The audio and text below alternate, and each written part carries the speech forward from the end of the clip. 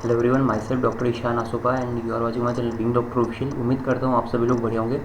तो guys, MCC की round 2 के अलॉटमेंट के बाद में अब राउंड 3 का के रिगार्डिंग एक बहुत बड़ा अपडेट आप सभी के लिए, जो भी कैंडिडेट्स राउंड 3 में पार्टिसिपेट करना चाहते हैं और या फिर अपग्रेड के लिए जाना चाहते हैं, तो यहाँ पर एमसीसी ने एक अपने कुछ नए रूल्स फॉर्मुलेट किए हैं कि कौन कौन कैंडिडेट्स इसमें पार्टिसिपेट कर सकता है राउंड 3 में, ठीक है। और साथ ही कौन कौन अपग्रेडेशन के लिए जा सकता है और उसके लिए क्या करना होगा आप सभी को। तो कंप्लीट इन्फॉर्मेशन आज इस वीडियो में आपको देने वाला हूँ, इसको अच्छे से देखिएगा। और इसके रिगार्डिंग काफ़ी सारे स्टूडेंट डाउट भी पूछ रहे थे, तो वो भी उम्मीद करता हूँ इस वीडियो को देखने के बाद आपके सारे डाउट्स क्लियर हो जाएंगे, क्योंकि एमसीसी ने क्लियर कर दिया है यहाँ पर कि कौन से कैंडिडेट्स राउंड 3 में अपग्रेडेशन के लिए जा सकते हैं, ठीक है, और उसके लिए क्या करना होगा। ओके, तो कंप्लीट इस वीडियो को अच्छे से देखिए। साथ ही make sure to subscribe this channel, इस चैनल को जरूर सब्सक्राइब कर लीजिए, क्योंकि हर एक अपडेट, हर एक information regarding your NEET counselling आपको देता आ रहा हूँ, ठीक है, और आगे भी देता रहूँगा, ठीक है, till last round of counselling. तो आप चैनल को सब्सक्राइब कर लीजिएगा। साथ ही हमारे टेलीग्राम से भी जुड़ सकते हैं। टेलीग्राम चैनल का नाम है बीइंग डॉक्टर ऑफिशियल, आप उसको सर्च करेंगे आपको मिल जाएगा, अदरवाइज लिंक डिस्क्रिप्शन बॉक्स में दे रखा है, ठीक है।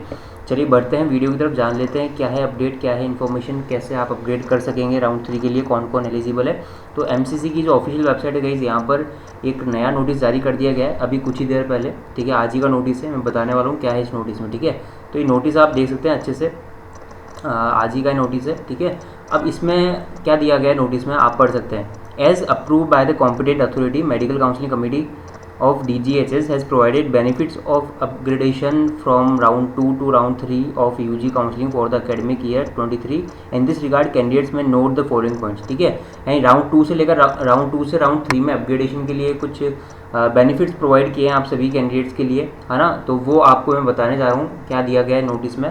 सबसे पहले सबसे गुड न्यूज़ ये है कि राउंड 1 में जिन कैंडिडेट्स को कॉलेज मिला था, जिन्होंने राउंड 2 के लिए अपग्रेड किया तो अपग्रेड नहीं हुआ, वो लोग भी राउंड 3 में पार्टिसिपेट कर पाएंगे। सबसे बड़ी बात, ठीक है, जहाँ पर ये सबसे बड़ा डाउट था बच्चों में कि क्या सर राउंड 2 से राउंड 3 में हम फर्दर जा सकते हैं कि अपग्रेडेशन के लिए, हमारा राउंड 2 में अपग्रेडेशन नहीं हुआ है।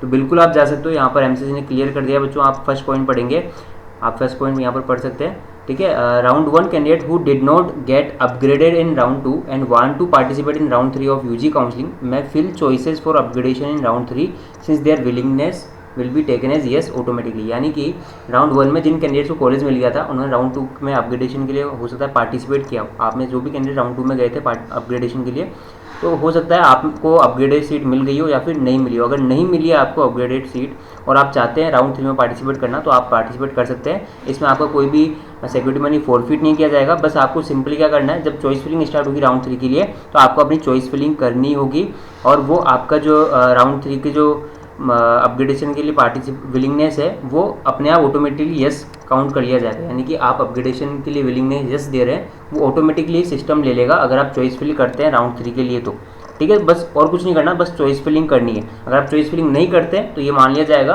कि आपने आपको अपग्रेडेशन नहीं जाना है राउंड 3 में, ठीक है, और आपकी जो सीट रहेगी राउंड 1 वाली वो रिटेन रहेगी, ठीक है। ये चीज़ यहाँ पर दी गई है।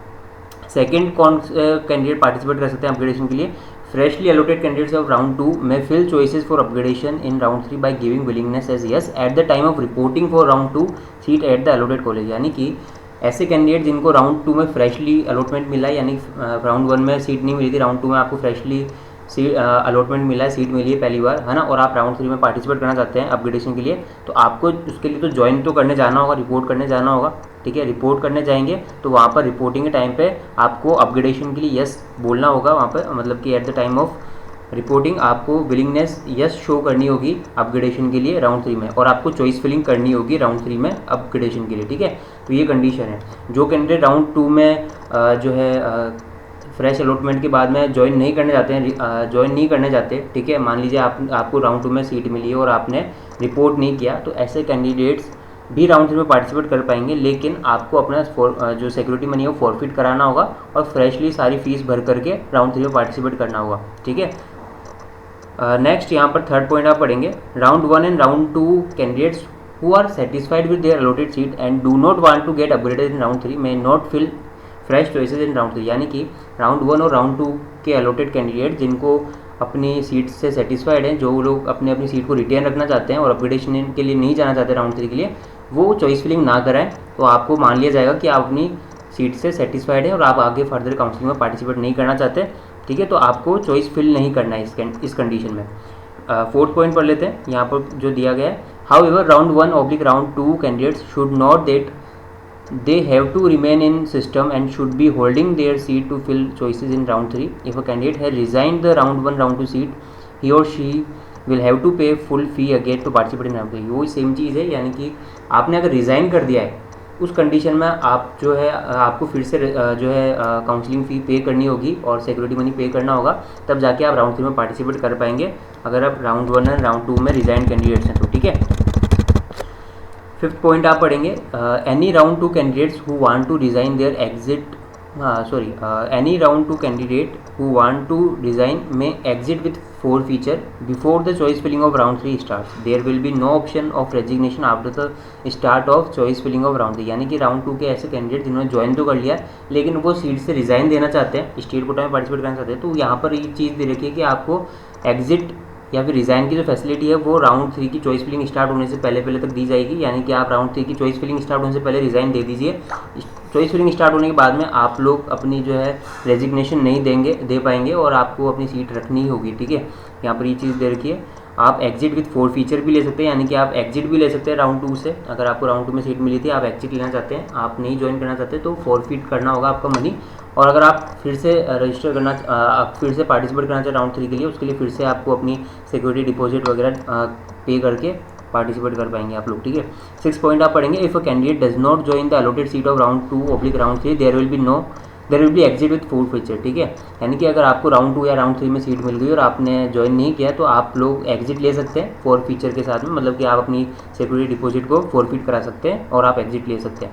अब सबसे इंपॉर्टेंट चीज़ ये है, 7th पॉइंट आप पढ़ेंगे, candidate who have exited with forfeiture in round 3 will not be able to participate in stray vacancy round and any further rounds, hence exit with forfeiture candidates of round 3 will be eliminated from the counselling. यानी कि अगर आपको seat मिली है round 3 में और आपने join नहीं किया और आपने एग्जिट ले लिया राउंड 3 से, तो ऐसे कैंडिडेट्स आगे फर्दर स्ट्रे वैकेंसी राउंड के लिए पार्टिसिपेट नहीं कर पाएंगे और आगे फर्दर राउंड्स के लिए भी पार्टिसिपेट नहीं कर पाएंगे और उनको काउंसलिंग से एलिमिनेट कर दिया जाएगा, किसी भी कंडीशन में पार्टिसिपेट नहीं कर पाएंगे। ये चीज़ दे रखी है। तो ये 7 पॉइंट जो इंपॉर्टेंट रूल्स हैं अपग्रेडेशन के लिए और आगे के राउंड्स के पार्टिसिपेशन के लिए, वो यहाँ पर एमसीसी ने क्लियर कर दिया है और मैंने आपको अच्छे समझा दिया है। फिर भी अगर कोई आपका डाउट रह जाता है तो आप मुझसे कमेंट सेक्शन में पूछ सकते हैं। और इस तरह से हेल्पफुल और इन्फॉर्मेटिव वीडियोज़ के लिए आप चैनल को जरूर सब्सक्राइब कर लीजिए। अगर वीडियो पसंद से लाइक कर देना।